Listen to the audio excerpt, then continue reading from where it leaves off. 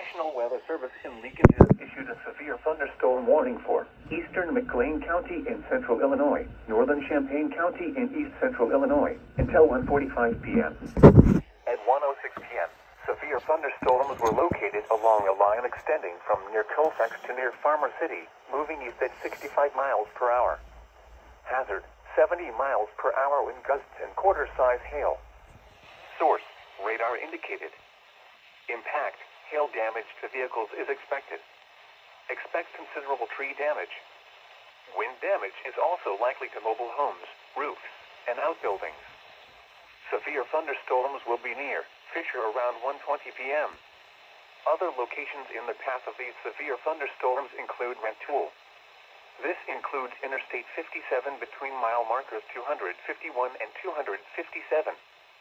For your protection, move to an interior room on the lowest floor of a building.